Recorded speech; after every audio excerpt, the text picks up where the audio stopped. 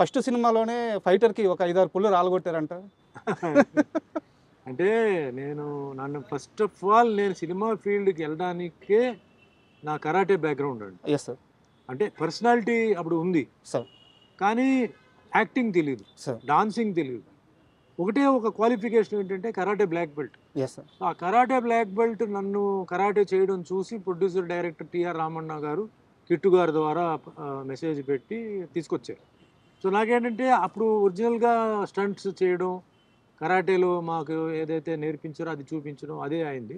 ఈ స్టంట్లో ఏంటంటే టచ్ చేయకుండా కెమెరాకి ఓవర్లాప్ చేసి చేయడం ఇవన్నీ తెలీదు. సో ఫైట్ చేసేటప్పుడు తెలియకుండా హ్యాండ్ పంచ్ కొట్టి ఒక 2-3 పళ్ళు పాపం ఎగిరిపోయింది. తర్వాత చూసి అది ఆల్రెడీ పోయిన పళ్ళేది, కట్టించి పెట్టారనమాట. ఆయన అన్నాడు, ఏం వరే అవుతుంది సార్, ఆల్రెడీ పళ్ళు వేరే షూటింగ్లో పోయింది, కట్టిన పళ్ళు అండి కాబట్టి ఓకే అని అన్నారు. బట్ అంతే తప్ప డెలిబరేట్గా కొట్టడం అలాంటిది ఏం లేదు. బట్ నేను మట్టుకు అప్పుడు ఏం చెప్పానంటే, అంటే వాళ్ళు ఏంటంటే ఆర్టిస్ట్ని టచ్ చేయకుండా చేసేవారు. టచ్ చేయకుండా చేసే నాకు రియాక్షన్ వచ్చేది కాదు. సార్ మీరు టచ్ చేయకపోతే ఆ రియాక్షన్ రాదు సార్, మీరు కొట్టండి అని చెప్పి ఉల్టాగా వాళ్ళ దగ్గర నుంచి నేను టచ్ అయ్యేలాగా నేను కొట్టించుకున్నాను. అప్పుడే రియాక్ట్ అయ్యాను. తర్వాత ఏంటంటే సినిమా ఫైట్ అంటే రియల్ ఫైట్ కాదు, ఇది టచ్ అవ్వకుండా చేయాలి. అంటే నేల మీద దొల్లడం, పైనుంచి దూకడం అవన్నీ నిజం. మిగతంతా టచ్ చేయకుండా కెమెరాకు ఓవర్లాప్ చేసి చేయడం ఇవన్నీ తర్వాత నేర్చుకున్నాను అనమాట. అండ్ అప్పటికే మీరు తమిళ్లో చాలా పెద్ద స్టార్ అయిపోయారు. తెలుగులో అప్పటికి ఏంటంటే సీనియర్ హీరోలు అప్పుడప్పుడే తగ్గుతూ యంగ్స్టర్స్ వస్తున్నారు. అలాంటి టైంలో కరెక్ట్ టైంలో మిమ్మల్ని తెలుగులోకి తీసుకొచ్చింది భానుచంద్ర గారు. తమ్మారెడ్డి భరద్వాజ్ గారితో ఇద్దరు కిలాడీలు అనే మూవీ ఫస్ట్ ఛాన్స్ వచ్చింది, కానీ ఆ సినిమా లేట్ అయ్యి తరంగని ముందు రిలీజ్ అయ్యింది. Relangi Narasimha Rao director, first director Relangi Narasimha Rao garu, first producer Tammareddy Bharadwaj, నన్ను పరిచయం చేసింది భానుచందర్. అవును. బట్ అది ఆగిపోవడంతో ఎమ్మటే నాకు ప్రతాప్ పాట్స్ రాఘవ గారు, అంటే అంతకు ముందు అడిగింది ఆయనే, అప్పుడు ఈ సినిమా చేస్తున్నా అని చెప్పి తర్వాత రమ్మంటే ఆయన ఇంట్లో రామయ్య వీధిలో కృష్ణ సినిమా మొదలు పెట్టారు. ఓకే. కోడి రామకృష్ణ గారు కూడా వచ్చి నన్ను అడిగారు ఏవిఎం స్టూడియో చెన్నైలో. లేదండి నేను ఒకటి చేస్తున్నాను, ఒకటి అయితే చూద్దాం అని చెప్పి నేను పెండింగ్ పెట్టాను. తర్వాత వచ్చారు. అప్పటికి ఇంట్లో రామయ్య వీధిలో కృష్ణ షూటింగ్ అయిపోయింది, రిలీజ్ రెడీ అవుతుంది. అప్పుడు తరంగని సినిమా షూటింగ్కి ఆఫర్ చేసి ఆ గ్యాప్లో ఒక 18 days గ్యాప్లో తరంగిణి సినిమా హైదరాబాద్లో షూటింగ్ చేసి 18 daysలో ఫినిష్ చేసిన సినిమా 1 year ఆడిందండి. సూపర్. అంటే మీరు ఇక్కడ ఇండస్ట్రీలోకి, తెలుగు ఇండస్ట్రీలోకి అడుగుపెట్టే టయానికి మీలాంటి యంగ్స్టర్స్లో పోటీగా ఉన్న హీరోలు అంటే అప్పటికి ఎవరు సార్? అప్పట్లో చాలామంది, అప్పుడు న్యూ కమర్స్ వస్తున్న ఒక సీజన్ అండి సార్. చాలామంది న్యూ కమర్స్, అంటే నేను దాని గురించి పెద్దగా నేను ఇదవలా, నేను మామూలుగా చేశాను. అంటే అప్పుడు తెలుగు తమిళ్ 2 చేస్తున్నాను. అవును. ఇక్కడ పూర్తిగా తమిళ్ వదల్లా, అప్పుడు తమిళ్లో ఉన్నాను, తెలుగులో ఉన్నాను. ఎందుకంటే సినిమా నాది రిలీజ్ అవలా. సో అటు ఇటుగా ఉన్నాను. ఇక్కడ ఏం జరుగుతుందో తెలియదు. తరంగిణి సినిమా షూటింగ్ అయిపోయింది అన్నారు, ఇద్దరు కిలాడ్లు బ్యాలెన్స్ ఉందన్నారు, ఇంకా వదిలేసి తమిళ్లో అప్పుడు డార్లింగ్ చేస్తున్నాను, భాగ్యరాజ్ గారు డైరెక్షన్. తర్వాత సినిమా హిట్ అయింది. సినిమా హిట్ అయిన తర్వాత అప్పుడు ఇక్కడికి వచ్చినప్పుడే చాలామంది హీరోస్ ఉన్నారు. అర్జున్ ఉన్నారు, చిరంజీవి గారు సీనియర్, అలాగే ఆయన ఇండస్ట్రీలో ఉన్నారు. అర్జున్ నాకు తెలిసి భానుచందర్, తర్వాత అట్లా వచ్చారనమాట. శివకృష్ణ గారు అందరూ వచ్చారు హీరోలు. సార్ 1984లో ఒక హీరో రెమ్యునరేషన్ 4 నుంచి 5 లక్షలు. అప్పట్లో సౌత్లో ఏ హీరోకి ఆ రెమ్యునరేషన్ లేదు, ఒక సుమన్ గారు మాత్రమే ఆ రేంజ్ రెమ్యునరేషన్ తీసుకున్నారు అని చెప్తుంటారు, నిజమేనా? నాకు తెలియదు సార్. అంటే యాక్చువల్గా నేను డబ్బును పెద్దగా చూసి చేయలేదు సార్. నాకు డబ్బు కొన్ని ప్రొడ్యూసర్స్ ఎక్కువ ఇచ్చారు, తక్కువ ఇచ్చారు. నేను అప్పుడు ఏంటంటే కెరియర్ని స్ట్రాంగ్ చేయాలని చెప్పేసి నేను మెయిన్గా సబ్జెక్టు, క్యారెక్టర్, ఎవరు సాంగ్స్ బాగా తీస్తారు, ఎవరు ఫైట్ బాగా తీస్తారని చెప్పి చేసేవాడిని. తర్వాత ఈ మార్కెట్ గొడవ అంతా నాకు తెలియదండి సార్. మార్కెట్, సినిమా ఎంత కలెక్షన్ అయింది, మనం ఎంత అడగాలి, సినిమా పోయిందా మనం ఎంత అడగాలి, ఏం తెలీదు. ఒక ప్రొడ్యూసర్ వచ్చేసి ఎప్పుడు వచ్చాడు, సార్ స్టోరీ చెప్పండి. ఇప్పుడు కూడా అదే నేను చెప్పేది, స్టోరీ చెప్పండి, నా క్యారెక్టర్ చెప్పండి. అంటే సార్ డబ్బు ఎంత తీసుకుంటారు, అది పాయింట్ కాదు, నా స్టోరీ చెప్పండి, క్యారెక్టర్ చెప్పండి. అప్పుడు ఎన్ని రోజులు మీరు ఏం చేస్తారు, అప్పుడు కూర్చొని మాట్లాడతారు. ఇప్పుడు కూడా అదే, అప్పుడు కూడా అదే సార్. డబ్బు నా లెక్కలో ఏంటి సార్, ఆటోమేటిక్గా మార్కెట్ పెరిగినప్పుడు అదే వస్తుంది సార్, మనం అడగాల్సిన పని లేదు, ఆటోమేటిక్గా. ఆ విధంగా నాకేంటంటే కొన్ని ప్రొడ్యూసర్స్ దగ్గర కొంచెం ఎక్కువ వచ్చింది, డబ్బు గురించి నేను పెద్దగా నేను చేయలే. బట్ కానీ అప్పట్లో అది రికార్డ్ అండి సార్. అంటే సౌత్లో మేబీ అప్పట్లో మొత్తం అన్ని లాంగ్వేజ్లో కలిపి ఏ హీరోకి కూడా ఆ రేంజ్ రెమ్యునరేషన్ లేదంట. లేదు సార్. అప్పుడు ఆల్రెడీ తమిళ్లో రజనీకాంత్ గారు, కమల్ హాసన్ గారు వాళ్ళందరూ హై రేంజ్లో ఉన్నారు అప్పుడు. తెలుగు ఈ జనరేషన్ సెకండ్ జనరేషన్ అంటే రామారావు గారు, నాగేశ్వరరావు గారు, కృష్ణ గారు, కృష్ణరాజు గారు, సోహన్ బాబు గారు తర్వాత బ్యాచ్ మేమే మొత్తం బ్యాచ్. మరి ఆ బ్యాచ్ల్లో మేబీ నేను హై రెన్యూమరేషన్ నాకు ఎప్పుడు సుమన్ రెన్యూమరేషన్ డిమాండ్ చేసాడని ఎప్పుడు కంప్లైంట్ రాలేదు, ఎక్కడ రాలే. దానికి కూడా నా దగ్గర ఒక క్వశ్చన్ ఉంది సార్. ఈ మధ్య మీరు ఒక ఇంటర్వ్యూలో మాట్లాడుతూ 99 సినిమాలు అయినాయి, 100వ సినిమా కావట్లేదు, అంటే సినిమాలు చేస్తున్నా, నేను హీరోగా ఆ 100 సినిమా పూర్తయితే చేద్దామని చెప్పి కొన్ని రోజులు వెయిట్ చేశాను. కరెక్ట్గా అలాంటి సమయానికి సత్యనారాయణ, అది పేరు నాకు గుర్తు రావట్లేదు, మీ 100వ సినిమా, ఆ సినిమా ఛాన్స్ వచ్చింది. ఫస్ట్ వాళ్ళు ఏం చెప్పారంటే మామూలు ఆర్టిస్ట్, క్యారెక్టర్ ఆర్టిస్ట్ లాగే నేను అక్కడికి వెళ్ళాను. తీరా అక్కడికి వెళ్ళిన తరువాత తెలిసింది నా మీదే 4 పాటలు ఉన్నాయి, నేనే ఆ cinema hero, full length character నాదే అని చెప్పి అక్కడికి వెళ్ళి నాకు తెలిసింది. చాలా హ్యాపీగా ఫీల్ అయ్యాను, 100వ సినిమా ఫినిష్ చేశానని చెప్పి మీరు ఒక ఇంటర్వ్యూలో చెప్పారు. ఇక్కడ నా క్వశ్చన్ ఏంటంటే, క్యారెక్టర్ ఆర్టిస్ట్గా ఒక రెమ్యునరేషన్ ఉంటుంది సార్, హీరోగా అయితే ఆ రెమ్యునరేషన్ మారుద్ది. మీరు అక్కడ కూడా ఏం నన్ను క్యారెక్టర్ ఆర్టిస్ట్ అనుకున్నాను, ఇప్పుడు నన్ను హీరోని అంటున్నారు, నా రెమ్యునరేషన్ పెంచండి, ఇలాంటి డిమాండ్ ఏం చేయలేదా? సినిమా ఫీల్డ్లో ఉండడానికి కొన్ని సూత్రాలు ఉన్నాయి, కొన్ని సీక్రెట్స్ ఉన్నాయి సార్. ఫస్ట్ థింగ్ ఏంటంటే you have to be destined sir. నీ తలరాత్లో రాసి ఉంటేనే నువ్వు సినిమా ఫీల్డ్లో ఉండగలుగుతావు సార్. డామినేట్ చేసేది అది రెండోది, పొజిషన్ అనేది మూడోది. సార్. ఇవన్నీ గ్రేడ్స్ ఉన్నాయి. కానీ ఇండస్ట్రీలో ఉండాలంటే నీ తలరాతో చేతిరాతో ఉంటే తప్ప నువ్వు ఉండలేవు, ఒకటి. సెకండ్ థింగ్, నువ్వు అందరితో డార్లింగ్గా ఉండాలంటే ఫస్ట్ థింగ్ ఏంటంటే సెట్లో అందరితో మంచిగా ఉండాలి, ఫ్రెండ్లీగా ఉండాలి. గర్వం, సక్సెస్ వచ్చినప్పుడు గర్వం, తర్వాత అహంకారం అవన్నీ లేకుండా ఎంత లో ప్రొఫైల్ వెళ్తే అంత మంచిది. ఆర్టిస్టులే కాదు, టెక్నీషియన్స్ని కూడా నువ్వు నవ్వుతూ మాట్లాడుతూ ప్రేమించి మర్యాద అంటే ఇస్తుంటే, ఇదన్నీ ఏంటంటే connections, is are all wires to connect to longevity అని చెప్పి నాకు మెసేజ్ చేయాలి. అని ఎప్పుడు రెన్యూమరేషన్ అడగొద్దు. ఓకే. నీ రెన్యూమరేషన్ ఆటోమేటిక్గా నీకు వస్తాయి. నీ రేట్ ఇంత, నాకు ఇంత అంత వెళ్ళు మార్కెట్లో. ఎందుకంటే నీ సినిమా కొన్నవాడు ముందు బాగుపడాలి, నీ ప్రొడ్యూసర్ ముందు ఏంటంటే అమ్మయ్య నేను సుమన్తో చేస్తే నాకు డబ్బు మిగిలింది అని ఫీలింగ్ రావాలి. డైరెక్టర్ అనేవాడు సుమన్ వస్తే నాకు టెన్షన్ లేదయ్యా, చెప్పింది చేస్తాడు వెళ్ళిపోతాడు, చెప్పిన డేట్ ప్రకారం వస్తాడు పోతాడు. ఇలాంటిదని నువ్వు సంపాదించుకోవాలి. ఎప్పుడు ఈ రూల్స్ పెట్టుకొని చెప్పాడండి ఫస్ట్ నా టిఆర్ రామన్న గారు. ఈరోజు కూడా నేను అదే పాటిస్తున్నాను. 47 years in a field is not a joke అండి. Yes sir. So many generations, అవును, so many challenges, so many competition, not 1 language, 11 languages. Sir. ఇదే సూత్రాలు నేను పాటిస్తున్నాను. నా క్యారెక్టర్ ఐఎమ్ వెరీ స్ట్రిక్ట్. నా క్యారెక్టర్ ఏంటి, నా కాస్ట్యూమ్ ఏంటి, నా పెర్ఫార్మెన్స్ ఏంటి, గెటప్ ఏంటి, no vulgarity, no sex, no anti patriotism, దేశానికి విరుద్ధంగా మాట్లాడటం, కులం మతం. ఎంత డబ్బు ఇచ్చినా నేను చాలా సినిమాలు వదులుకున్నాను. ఎంత డబ్బు ఇచ్చినప్పుడు డబుల్ మీనింగ్ డైలాగులు, సెక్స్ డైలాగులు, ఈ డైలాగులు మానేశాను. ఖాళీగా ఉన్నాను ఇంట్లో. సుమన్ కొన్ని రోజుల్లో ఖాళీగా ఉన్నాడని కారణం ఏంటంటే అప్పుడు ఆ సీజన్ జరుగుతుంది, డబుల్ మీనింగ్ డైలాగ్స్తో సినిమా, కామెడీ గీమిడీ అన్నది. నేను పోలా. అప్పటికే అన్నమయ్య సినిమా చేయలా, అప్పుడుగా మామూలు సుమన్ హీరో. నేను ఎందుకంటే నేను చాలా కష్టపడి ఒక ఇమేజ్ని సంపాదించుకున్నాను సార్. నాకు ఎవరు బ్యాకింగ్ లేదు, నేను సినిమా ఫీల్డ్కి సంబంధించిన వాడు కాదు, యాక్టింగ్ తెలియదు, ఏమీ తెలియదు. మొత్తానికి భగవంతుడు తీసుకొచ్చి పెట్టాడు. తర్వాత నాకు తెలిసిన విషయం ఏంటంటే ఒక శ్రీనివాసుడు క్యారెక్టర్ చేయడానికి పైనుంచి ఆయన నన్ను సృష్టించాడు, నన్ను చేయించాడు అని చెప్పి తర్వాత తెలిసింది నా బుర్రకి. అప్పుడు దాకా నాకు తెలియదు. సుమన్ ఎందుకు వచ్చాడు ఓ ఫీలింగ్ వస్తే, ఒక శ్రీనివాసుడు క్యారెక్టర్ చేయడానికి ఆ శ్రీనివాసుడు నువ్వే క్యారెక్టర్ నా సినిమా చేయడానికి అని చెప్పేసి నాకు ఆ లైన్ నాకు ఇచ్చి నన్ను తయారు చేసి, ఎందుకంటే ఆ క్యారెక్టర్ చేయడానికి కేవలం మేకప్ వేయడం, పూసుకోవడం, చేయడం కాదండి, ఎంతో త్యాగం చేశారు. కాళ్ళకు చెప్పులు వేయలేదు. 8 నెలలు నేల మీద పడుకున్నారు. 8 నెలలు ఉదయం 3 గంటలకు లేచి 5 గంటలకి అన్నపూర్ణ స్టూడియోలో మేకప్ వేసి ఇట్స్ ఆన్ రికార్డ్. చలి ఎండ అన్నిటికీ చేశాను. సరే ఇవన్నీ పక్కన పెట్టండి. ఆ సినిమా రిలీజ్ అయిన తర్వాత పెద్ద హిట్ అయిన తర్వాత president of India Shankar Dayal Sharma గారితో పక్కనే కూర్చొని సినిమా చూసే భాగ్యం నాకు ఆ దేవుడు ఇచ్చాడు. సో వీటన్నిటికీ అన్ని సంవత్సరాలు నాకు పరీక్ష, అన్ని సంవత్సరాలు నాకు ట్రైనింగ్, అన్ని సంవత్సరాలు ఏంటి ఆ మొహంలో మేకప్ వేసినందుకు మాత్రం కళ రాదు సార్, దేవుడు కళ రాదు. అయ్యో, ఆ పవర్ రావాలి. అవును. అది పైవాడు ఇవ్వాలి, అది ఇచ్చాడు, చేశాడు. సో నేను ఆ రూట్లో నేను ఎప్పుడు ఆలోచిస్తుంటానండి. మన చేతిలో ఏమీ లేదు సార్. 300 మంది పైకి ఎక్కారు, 3 నిమిషాల్లో ఎగిరిపోయారు సార్ ఫ్లైట్లో. ఏం గ్యారంటీ ఉందండి? ఇంకో 10 నిమిషాల తర్వాత ఏం జరుగుతుంది ఎవడికి తెలియదు. సో ఎక్కువ నేను ఆశలు పెట్టుకోవడం, ఎక్కువ అది ఇది లేదు.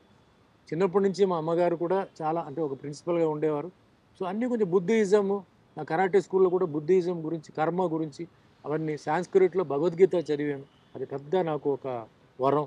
లైఫ్ అంటే ఏంటి అని మా అమ్మగారు అంటే నేర్చుకోమని చెప్పింది. సో అట్లా నా లైఫ్ మిగిలిన వాళ్ళలాగా కాదండి. Sir. I came up the very hard way. Challenges అందరికీ ఉంటాయి. నేను కూడా ఏదో ఒకటే పోరాడే అని కాదు. ప్రతి ఒక్కరి ఛాలెంజ్ వేరే వేరే స్టైల్లో ఉంటుంది, వేరే వేరే ప్రశ్నలు ఉంటాయి. అంటారు కదా, never copy the neighbours answer paper. అప్పుడు ఆయన క్వశ్చన్స్ ఆర్ ఎవరి లైఫ్ వాళ్ళది. వాళ్ళ లైఫ్ వేరే. సార్. Comparison, no comparison. నేను ఎప్పుడు నాతో పాటు కాదు, నా కింద ఉన్న వాళ్ళతో కంపేర్ చేస్తాను. భగవంతుడు నాకు ఇది ఇచ్చాడు, ఇది మనం కాపాడుకోవాలి. ఎవడేం చెప్పినా నాకు అనవసరం. నేను చేసేది రైటా రాంగా. సార్. తర్వాత ఎవరినైనా నేను ఒకవేళ ఏదైనా అనేస్తే తర్వాత వెళ్ళిపోయి నేను క్షమాపణ అడిగితే అనలా. ఒకవేళ అని ఉంటే నాకు అనిపించింది ఇట్లా, సారీ మా ఏదో మూడ్లో అలా చెప్పాను, వేరే ఏం కాదని చెప్పి నేను క్షమాపణ, నాకన్నా కింద స్థాయిలో ఉన్నవాడు కూడా నేను క్షమాపణ అడిగిన రోజులు ఉన్నాయి. ఇవన్నీ ఏంటంటే లైఫ్లో నాకు ఎక్స్పీరియన్స్తో, మా అమ్మగారిది, మాకు కొంచెం ఇలా ఫిలాసఫికల్గా కొన్ని టీచర్స్ వాళ్ళతో నేను నేర్చుకుని, అంటే టైం ఇది వేరే, అంతేకాదు నేను టైంని 200% నమ్ముతున్నాను సార్. టైంని మీ కష్టాన్ని. Sir it is time sir. Next మన కష్టం సార్. కష్టపడింది ఎప్పటికీ పోదు సార్. సార్. అది ఏదో ఒక టైంలో మనకు ఆ ఫలితాలు వస్తాయి సార్. అండ్ యాక్చువల్గా నా క్వశ్చనరీలో లేదు, మీరు భగవద్గీత టాపిక్ తెచ్చారు కాబట్టి నేను క్వశ్చన్ అడుగుతున్నాను. ఇప్పుడున్న యంగ్స్టర్స్ ఎవరైతే ఉన్నారో, ఈ తరం పిల్లలు భగవద్గీత చదవడం కాదు కదా, కంటితో కూడా చూడట్లేదు, తల్లిదండ్రులు నేర్పించట్లేదు, పాఠశాలల్లో కానీ కాలేజీల్లో కానీ పాఠ్యాంశంగా కూడా లేదు. ఒక మనిషి జీవితం మొత్తానికి అవసరమైన సారాంశం ఉన్న పుస్తకం దేవుడి గదిలో ఒక మూలన ఉండిపోతుంది. ఈ తరానికి ఏం చెప్తారు సార్ భగవద్గీత? లైఫ్ అంటే ఇది మెచ్యూరిటీ, ఎక్స్పీరియన్స్ అంటారు సార్. 2 విషయాలు ఉన్నాయి. చాలామంది కన్ఫ్యూజ్ అవుతారు. మెచ్యూరిటీ ఏజ్తో వస్తుంది సార్, ఎక్స్పీరియన్స్కి ఏజ్ అవసరంలా.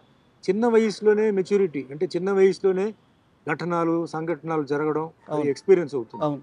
కొందరికి చిన్న వయసులోనే కొన్ని ఎక్స్పీరియన్స్ రావడంతో లైఫ్ని అప్పుడే వాళ్ళు నేర్చుకుంటున్నారు. వాళ్ళు వాట్ ఈజ్ లైఫ్ వాళ్ళకి తెలుసు.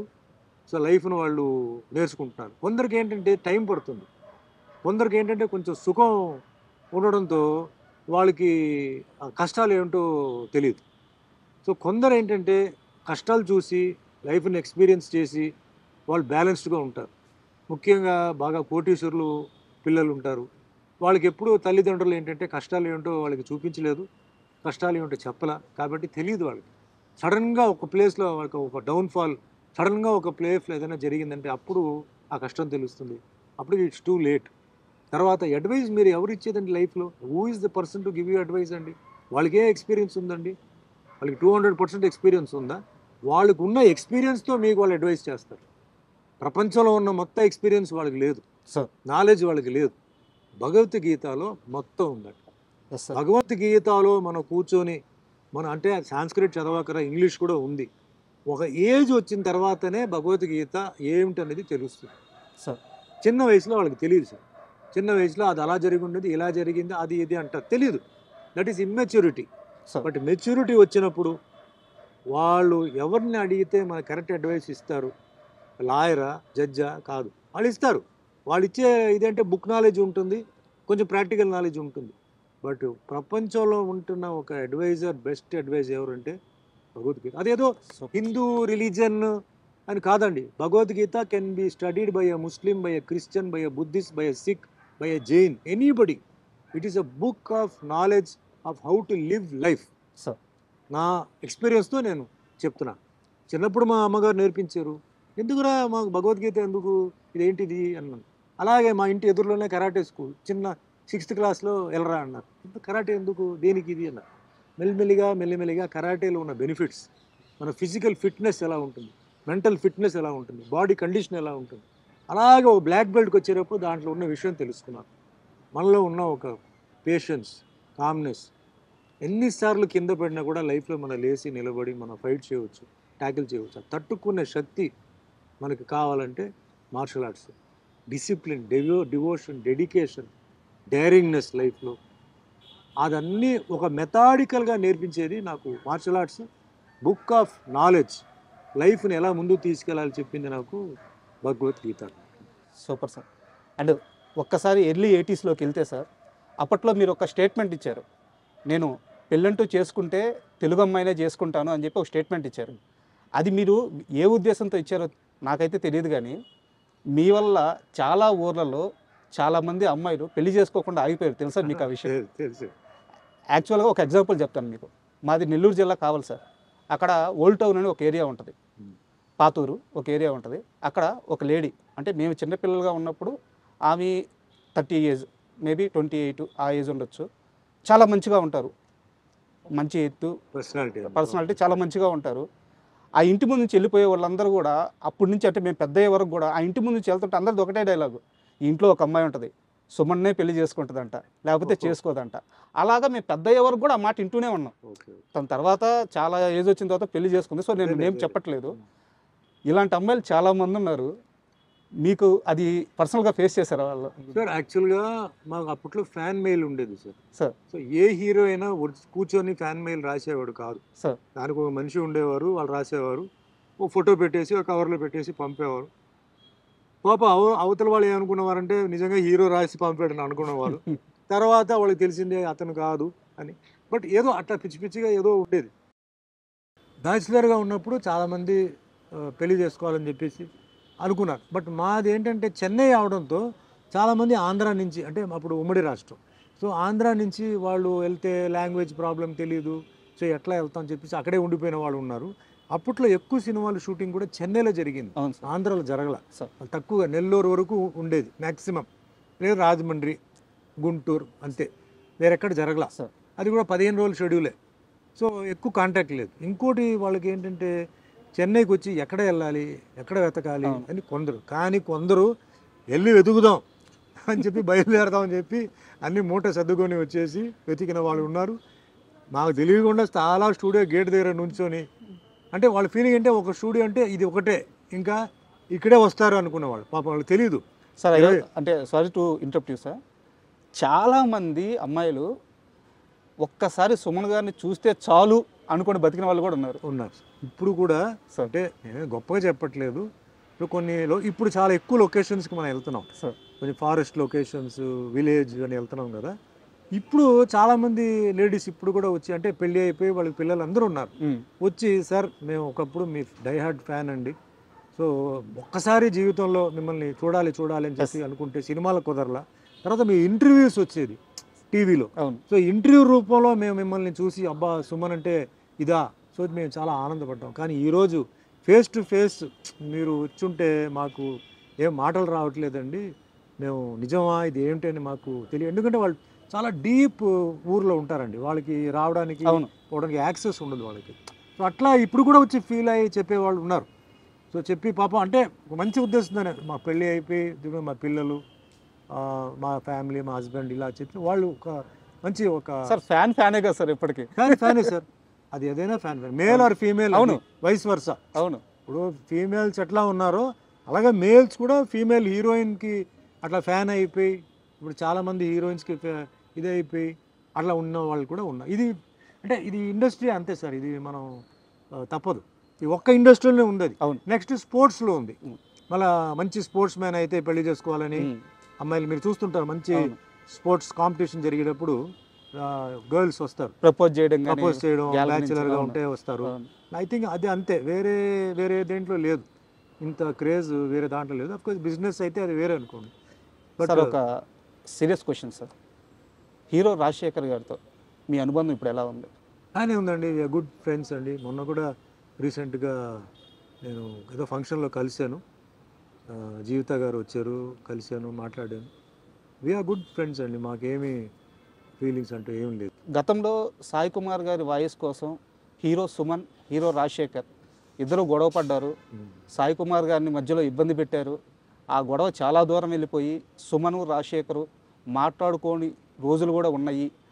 ఒక వార్త ఇలా నడుస్తూ ఉంది సార్ చాలా సంవత్సరాల నుంచి. లేదు, నాకు వాస్తవానికి సాయి పాపులర్ అయింది నా వల్లనే సార్. ఆయన వాయిస్ ఇచ్చేటప్పుడు తమిళ డబ్బింగ్కి ఎవరెవరికో ఇచ్చేవారు.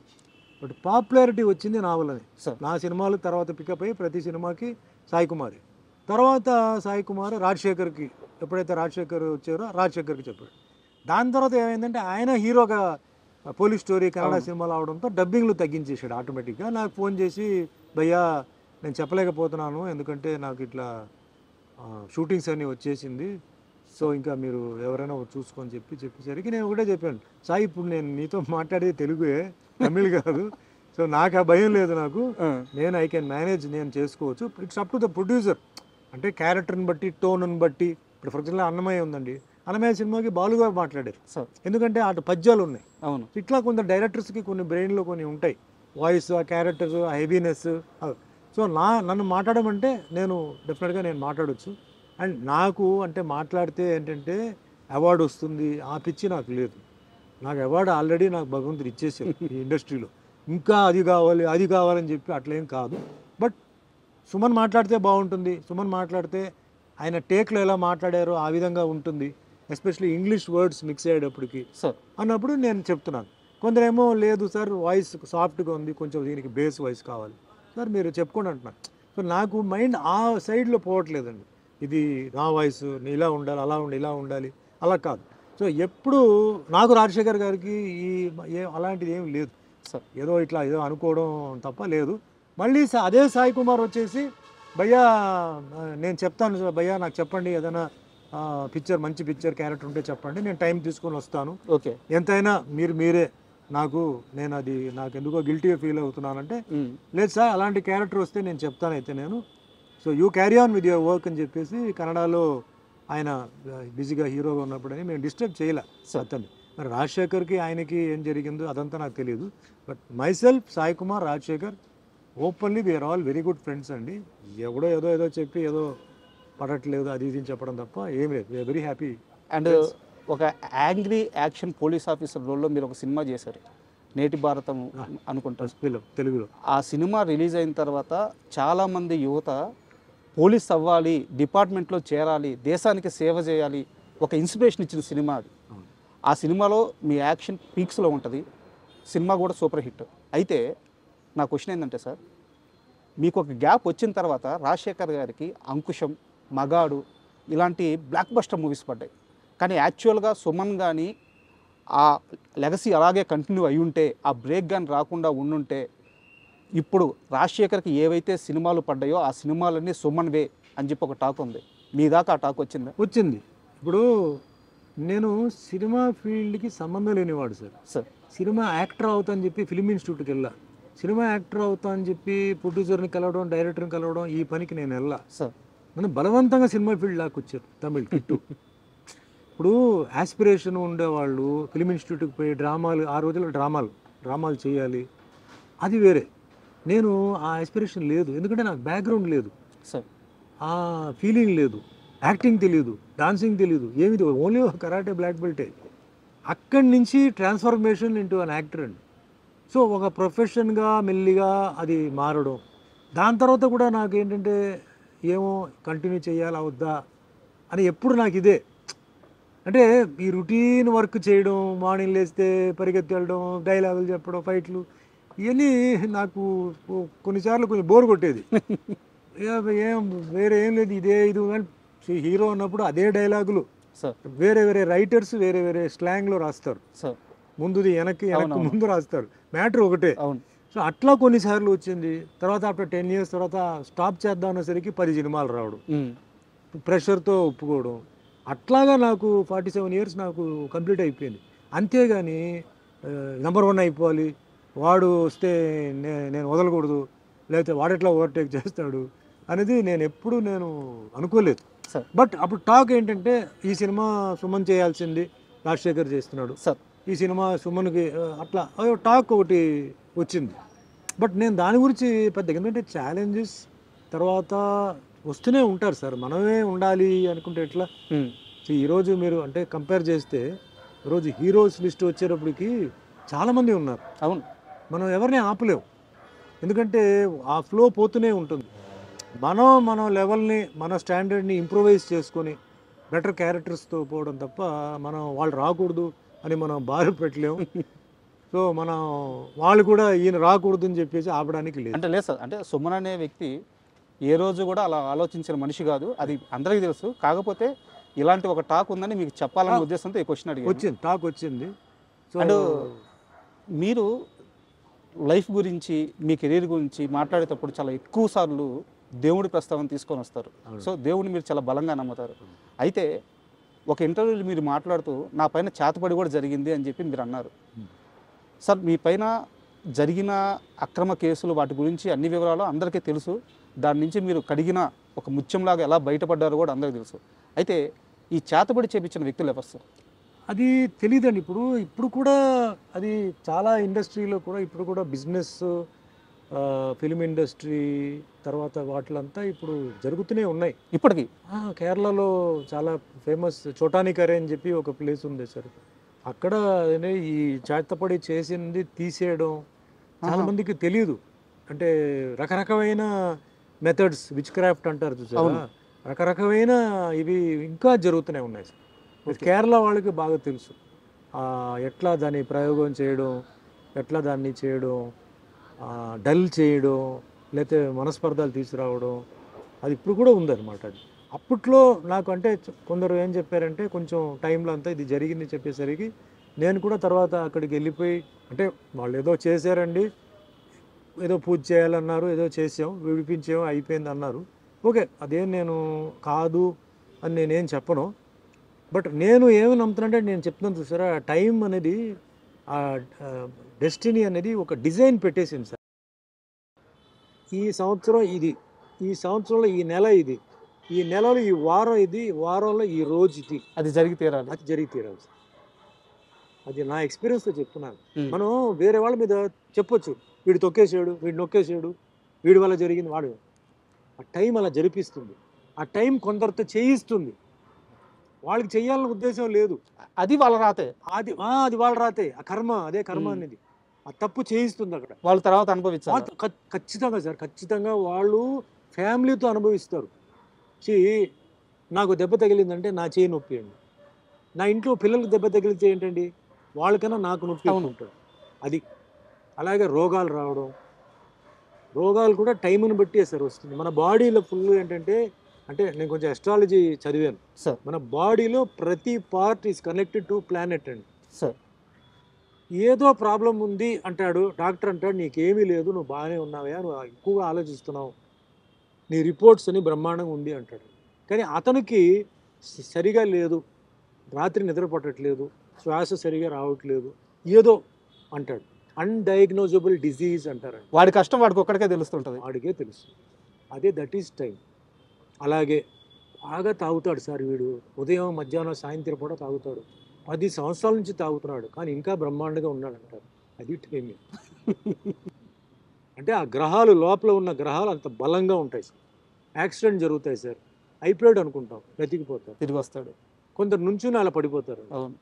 All this is connected to time అండి. Family, career, health, wealth, prosperity, అధికారం, అవన్నీ టైం కనెక్టెడ్. మనం అందుకే చెప్తాను కదా, అవతల వాడిని చూసి ఎప్పుడు మనం వాడు ఎలా ఉన్నాడు నాకు ఇలా ఉండాలి, అవ్వదు, కష్టం. సార్, ఆస్ట్రాలజీ అన్నారు కాబట్టి నాకు ఒక చిన్న డౌట్ ఉంది.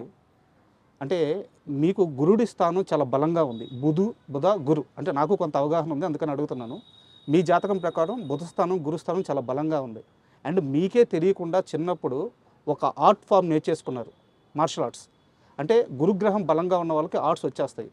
ఖచ్చితంగా మీ జాతకంలో మీరు ఇండస్ట్రీలోకి ఒక ఆర్ట్ వైపు రావాలని రాసిపెట్టి ఉండాలి, కానీ మీ జాతకంలో అది లేదంట. అవును. ఎలా సార్, ఇది పూర్తిగా విరుద్ధంగా ఉంది. అదే పైవాడు అండి, ఇక్కడే వస్తుంది.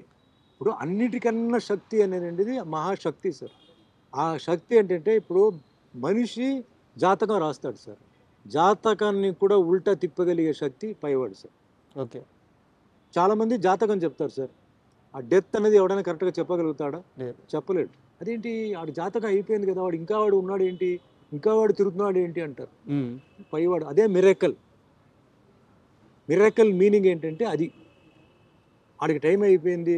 ట్రాజెడీ మీనింగ్ ఏంటి, అదేంటి అప్పుడే చనిపోయాడు, పాపం చిన్న వయసు, వాడికి ఇంకా మంచి భవిష్యత్తు ఉంది కదా, జాతకంలో అలా లేదు కదా. కర్మ, పెళ్ళి అయిన తర్వాత అన్ని జాతకాలు చూసి పెళ్లి చేస్తారు సార్ కదా. అవును. మ్యాచ్ అయిందా లేదా అని అవును, చాలా చూస్తారు. ముహూర్తాన్ని బట్టి టైం తాళి కడతారు. అవును. ముహూర్తానికి ఫస్ట్ నైట్ పంపుతారు, అన్నీ పంపుతారండి. ఎందుకు విడిపోతున్నారండి? ఉమ్. పెద్ద పెద్ద వాళ్ళు చీప్గా చూడరు కదా అవును. జాతకాలు. అవును. పూర్వజన్మ కర్మ, కర్మ. ఆ పూర్వజన్మ కర్మలో బ్యాలెన్స్ ఉంటుంది, అది బెండు తీస్తుంది. ఎట్లా? పిల్లల ద్వారా. ఉమ్. ఎవడైతే తప్పు చేశాడో వాడేమనుకుంటాడు, నన్ను ఎవడేం పీకలేడు, నేను అది చేశాను ఇది చేశాను వాడిని మోసం చేశాను అయ్యి అనుకుంటాడు. కానీ వాడికి ఒక మనసు ఉంటుంది కదా, దానికి ఒక అంతరాత్మ ఫీలింగ్ తెలుస్తూ ఉంటుంది ఉంటుంది. కదా, అవును. అది ఫీలింగ్ ఇవ్వాలి కదా. ఎవరి ద్వారా? పిల్లల్ని బెండి తీస్తే ఆడు ఏడుపుతాడు, లేకపోతే వాడు ఏడవడు. సో కర్మ, ఆ కర్మ సిస్టమ్ అండి. You get what you give అంటారు. You give happiness, you get happiness. You give sorrow, you get sorrow. So ఆ కర్మ సిద్ధాంతం అక్కడ ఏంటంటే అది బుక్లో ఎంటర్ అయిపోతుంది. మీరు ఏ తప్పు చేసినా అది ఎంటర్ అయిపోతుంది. ఎప్పుడు ఇవ్వాలి, ఏ విధంగా ఇవ్వాలి, ప్లేట్లో ఇవ్వాలా, ఆకులో ఇవ్వాలా, ఎట్లా ఇవ్వాలి అనేది డిసైడ్ చేసి మీ కరెక్ట్ టైంకి పెడుతుందండి.